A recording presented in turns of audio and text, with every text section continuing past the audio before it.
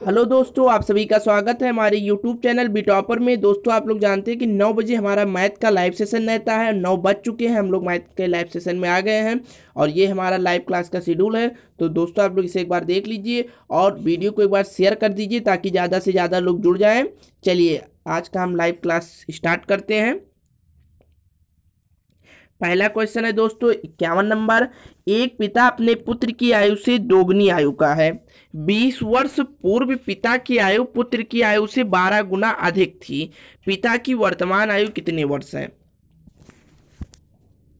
चलिए, question number 51 को हल करते हैं। एक पिता अपने पुत्र की आयु से दोगुनी आयु का है। पुत्र को x मान लेते हैं, पिता को 2x। अब 20 वर्ष पिता की आयु पुत्र की आयु से 12 गुना अधिक थी। 20 वर्ष पूर्व अर्थात 20 वर्ष पहले, तो 20 वर्ष पहले लड़का x माइनस 20 का रहा होगा और पिता 2x माइनस 20 के। तब पिता जो थे पुत्र की आयु से 12 गुना थे, तो अब हम 12 को x माइनस 20 से गुणा करा देंगे और बराबर 2x माइनस 20। अब ये इसी इक्वेशन को हम हल कर लेंगे। चलिए देखते हैं। 12x 2x माइनस 20 बराबर 12x और 12 दूनी 24, 240। 12x इस साइड में ले आएंगे और 20 इस साइड में ले जाएंगे, तो 2x प्लस 12x और बराबर माइनस 240 और प्लस 20। तो इधर हमें मिल जाएगा 10x बराबर 220। तो x बराबर 0 से 0 कट जाएगा, x बराबर 22। अब ये किसकी आयु निकली? पुत्र की आयु। x बराबर 22, पुत्र की आयु 22 वर्ष है और क्वेश्चन में पूछ क्या रहा है? पिता की वर्तमान आयु। तो इस समय पिता अपने पुत्र का दोगुना है, तो 22 गुणे 2, 44 वर्ष की आयु पिता की है। क्वेश्चन नंबर 51 का राइट आंसर ऑप्शन सी सही है। चलिए, क्वेश्चन नंबर 52 है। भाग की एक सक्रिय में भाजक भागफल का 12 गुना और शेषफल का 5 गुना है, या शेष 48 हो तो भाज्य कितना होगा? अब आप लोग जानते हैं यहाँ शेषफल बता दिया गया 48, उसके बाद बताया गया जो भाजक है वो शेषफल का 5 गुना है, तो भाजक हम निकाल सकते हैं 48 गुणे 5 कर। भाजक 240 है। अब जब भाजक 240 है और बताया गया भागफल का 12 गुना है, तो इसे अगर हम 12 से भाग दे दें तो भागफल आ जाएगा। 12 दूना 24, 20 जो है ये भागफल हो गया। अब जब हमारा भागफल 20 आ गया, भागफल 20, भाजक 240 और शेषफल 48। अब हमें भाज निकालना है, तो भाज बराबर आप जानते हैं भाजक गुणे भागफल और प्लस शेषफल। तो 240 गुणे 20 प्लस शेषफल कितना? 48। 24 दूना 48, 4800 प्लस 48, 4848। ये आ जाएगा आपका भाज्य। तो क्वेश्चन नंबर 52 का राइट आंसर ऑप्शन ए सही है, 4848। चलिए, क्वेश्चन नंबर 53 है।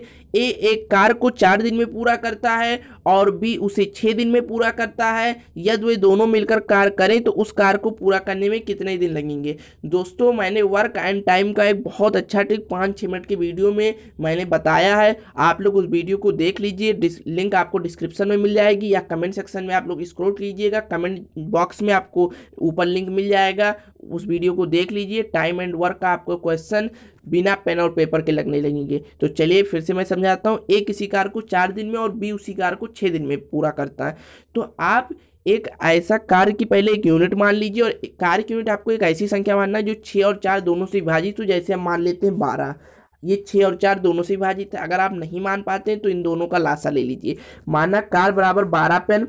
अब ए 4 दिन में करता है, अर्थात ए एक दिन में 3 पेन बनाता है, तभी 4 दिन में 12 बनाएगा, 4 3 12। और बी एक दिन में 6 पेन, दिन में 12 पेन, अर्थात बी एक दिन में 2 पेन। अब दोनों मिलकर एक दिन में 5 पेन बनाएंगे, तो 12 पेन बनाने में उन्हें कितना दिन लगेगा? 12/5। तो इसे हम लिख सकते हैं 5 दूनी 10, 2 सही 2/5 5 दिन के अंदर दोनों मिलकर काम कर लेंगे। तो क्वेश्चन नंबर 52 का राइट आंसर ऑप्शन सी सही है, 2 सही 2/5 दिन। चलिए क्वेश्चन नंबर 54 है, दो संख्याएं 3:4 के अनुपात में है, यदि इनका लासा 108 है तो इन संख्याओं का मासा क्या होगा। चलिए क्वेश्चन नंबर 54, लासा 108 बता दिया गया। अब हम संख्या मान लेते, एक संख्या 3x थी, एक संख्या 4x थी, और जो इनका मासा होगा वो x होगा, क्योंकि मासा जिसे काट कर अनुपात बनाया जाता है। तो मासा हम अगर x मान लेते हैं, अब आप फार्मूला जानते होंगे, पहली संख्या गुणे दूसरी संख्या बराबर लासा गुणे मासा। आप ये याद कर लीजिए, पहली संख्या गुणे दूसरी संख्या बराबर लासा गुणे मासा, ये फॉर्मूला होता है। अब हमने पहली संख्या 3x मानी, दूसरी संख्या 4x मानी, लासा 108 दिया, मासा x माना, 3x गुणे 4x बराबर 108 गुणे x, एक x कट गया, 12x बराबर 108, तो 12 9 108, x बराबर 9 आ गया।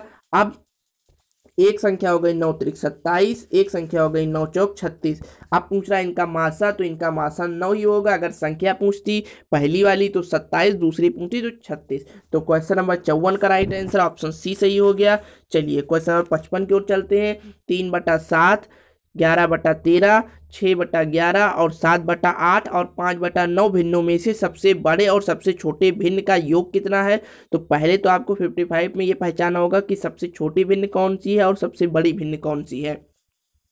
तो चलिए आप लोग कमेंट करते रहिए कि सबसे छोटी भिन्न कौन सी है और सबसे बड़ी भिन्न कौन सी है। तो दोस्तों इसमें सबसे बड़ी भिन्न 7/8 है और सबसे छोटी भिन्न 3/7 है। अब हम इनका योग कर देते हैं, 3/7 प्लस 7/8, तो 8 सते 56 और 8 त्रिक 24 और 49, तो 49 और 24 73/56, 73/56।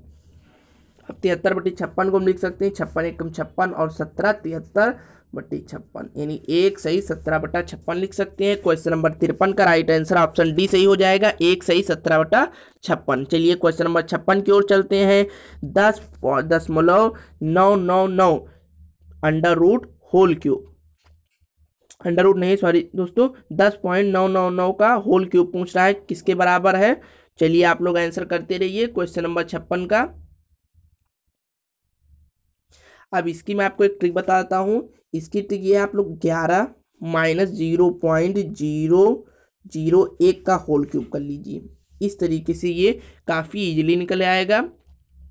a का होल क्यूब के फार्मूले पर आप लोग लगा लीजिएगा। इसका फार्मूला आप लोग जानते होंगे, a³ - 3ab ब्रैकेट में a - b और -b³ या a³ - b³ -3ab a - b आप कह लीजिए। चलिए मैं लिख दे रहा हूँ, a³ - b³ -3ab और ब्रैकेट में a - b। इस पर आप लोग लगा लीजिएगा। इसका राइट आंसर 1330 आएगा, यानी ऑप्शन बी सही है यहाँ पर। चलिए क्वेश्चन नंबर 57 है। √8 - 2 √15 का मान होगा। ऐसे क्वेश्चन कल भी आए थे, मैंने आपको बताया था कि इसमें आप पीछे से अंडर रूट खोलना स्टार्ट कीजिए और धीरे धीरे आपका क्वेश्चन हल होता जाएगा। चलिए आप लोग क्वेश्चन नंबर 57 का राइट आंसर कमेंट करिए। दोस्तों आप जानते हैं कि 8 - 2 और √15 को हम लिख सकते हैं √3 गुणे √5, ये हम लिख सकते हैं। उसके बाद में जो 8 दिया है आपका, उसको हम लिख सकते हैं 5 + 3 के रूप में लिख सकते हैं। 8 को 5 + 3 - 2 गुणे √3 गुणे √5। अब आप जानते हैं 5 को हम क्या लिख सकते हैं, √5 का होल स्क्वायर लिख सकते हैं। √5 का होल स्क्वायर प्लस √3 को √3 का होल स्क्वायर और -2 गुणे √3 गुणे √5। अब आप ध्यान दीजिए, तो ये a और v के फॉर्म में हो गया, a² + b² - 2ab के फॉर्म में हो गया। अब √a - b का होल स्क्वायर हो जाएगा, अर्थात √5 - √3 का होल स्क्वायर, और इस स्क्वायर से रूट खत्म हो जाएगा, √5 - √3, यही आपका आंसर आ जाएगा। क्वेश्चन नंबर 57 का राइट आंसर ऑप्शन सी सही हो जाएगा, √5 - √3। चलिए क्वेश्चन नंबर 58 है। 18 - ब्रैकेट में 5 माइनस ब्रैकेट में मंझला ब्रैकेट 6 प्लस 2 छोटा ब्रैकेट 7 माइनस 8 माइनस 5 बार ब्रैकेट बंद, उसके बाद में मंझला और बड़ा ब्रैकेट बंद। इसका मान बताना है। चलिए क्वेश्चन 58 नंबर हल करते हैं हम लोग। आप जानते हैं कि सबसे पहले जिस पर ये बार लगा होता है उसे हम हल करते हैं, तो इसका मतलब 3 हो जाएगा। उसके बाद में 7 से 3 घटाएंगे 4 हो जाएगा। फिर हम 4 को 2 से गुणा कराएंगे 8 हो जाएगा, और 8 को जब 6 से जोड़ेंगे तो 14 हो जाएगा। यहाँ पर तो अंदर 14 मिल जाएगा। तो उसके बाद में हमें मिलेगा कुछ इस तरीके से 18 माइनस 5 और माइनस 14। अब आप जानते हैं 14 से 5 घटाएंगे -9 बच जाएगा। 18 माइनस और -9, और ये माइनस माइनस प्लस हो जाएगा, तो 18 + 9 = 27। इसका राइट आंसर आ जाएगा। तो क्वेश्चन नंबर 58 का राइट आंसर ऑप्शन बी सही है, 27। चलिए क्वेश्चन नंबर 59 है। 80 रुपये अंकित मूल्य के छाते को 68 रुपये में बेचा गया, छूट की दर कितनी है? तो आप जानते हैं यहाँ 12 रुपये का छूट दिया गया है, तो हमें निकालना है 12 रुपये 80 रुपये के कितने प्रतिशत है। तो 12 × 100 बटा 80, 0 से 0 कट गया, 4 तियाँ 12, 4 दूनी 8 और 2 पंचे 10, 5 3 15% छूट के बराबर है। यानी क्वेश्चन नंबर 59 का राइट आंसर ऑप्शन ए सही हो गया। चलिए क्वेश्चन नंबर 60 है। 3 घंटे एक दिन का कितने प्रतिशत है? तो आप लोग जानते हैं एक दिन में 24 घंटे होते हैं, इसमें हमें बताना है 3 घंटे कितने प्रतिशत है। तो 3 24 का कितना प्रतिशत हमें निकालना है। तो 3 × 100 बटा 24, 8 त्रिक 24 और 2 चौक 8, 25 चौका 100, 25 बटा 2 को हम क्या लिख सकते हैं 12.5%। चलिए क्वेश्चन नंबर 61 है। निम्नलिखित अंकों के सेंटो का औसत बताइए। चलिए इसका औसत बताना है क्वेश्चन नंबर 61 का। आप लोग आंसर कमेंट करिए। क्वेश्चन नंबर 61 में औसत बताना है, तो आप पांचों संख्याओं को योग कर लीजिए और उसके बाद 5 से भाग दे दीजिए। तो क्वेश्चन नंबर 61 का सही उत्तर ऑप्शन बी आ जाएगा, 484। दोस्तों मैं टाइम नहीं वेस्ट कर रहा हूँ आप लोगों का कि मैं जोड़कर आपको बताऊँ, आप लोग जोड़ लेंगे और उसके बाद 5 से भाग दे दीजिएगा। समय बहुत कम है, हमें टाइम नहीं वेस्ट करना, हमें ज़्यादा से ज़्यादा टाइप के क्वेश्चन देखने हैं। चलिए क्वेश्चन नंबर 62 है। मेरा मोटिव दोस्तों इस टेस्ट पेपर के माध्यम से ये है कि आपके सभी डाउट को मैं क्लियर कर दूँ। जितने चैप्टर मैथ में सारे चैप्टर के हम क्वेश्चन देख लें और आपका उनको डाउट खत्म हो जाए। टाइम वेस्ट हमें नहीं करना है और ना आपके वीडियो पे हमें व्यू का कोई वो है। आप लोगों का केवल मैथ का सेशन अच्छा से निकल जाए, वहाँ पर एग्जाम में आप लोग अच्छे से स्कोर कर ले जाएं। चलिए क्वेश्चन नंबर 62, वह राशि बताइए जो 2 वर्ष बाद 10% की चक्रवृद्धि ब्याज दर से 2420 हो जाए। चलिए दोस्तों क्वेश्चन नंबर 62 हल करते हैं। 10% की चक्रवृद्धि ब्याज से 2420 हो जाती है। तो आप लोग इसका फार्मूला जानते हैं, A = P1 + R/100⁴ अब यहाँ A कितना है 2420 और P मान लेते हैं हम लोग, P रहने देते हैं 1 + R की जगह पर दर रख देते हैं 10% बटा 100 और n के जगह पर 2। और अब हम P हल करेंगे इस इक्वेशन को, तो P का मान हमें मिल जाएगा, P बराबर यहाँ 2000 रुपये आ जाएंगे। चलिए क्वेश्चन नंबर 63 की ओर चलते हैं। 2 कारें A तथा B समान बिंदु से समान समय पर विपरीत दिशाओं से चलते हैं। A उत्तर की ओर तथा B दक्षिण की ओर। यदि कार A की चाल 34.5 किलोमीटर प्रति घंटा तथा कार बी की चाल 41.5 किलोमीटर प्रति घंटा हो, तो कितने समय के बाद वो एक दूसरे से 684 किलोमीटर की दूरी पर होंगे। और दोस्तों आप लोग वीडियो को जितना शेयर कर पाएँ शेयर कर दें, ताकि ज़्यादा से ज़्यादा लोगों को मदद मिल सके। और वीडियो पसंद आ रही हो तो लाइक कर दीजिए, थोड़ा हम भी मोटिवेट होते रहते हैं। चलिए क्वेश्चन नंबर 63 को हम लोग हल करते हैं।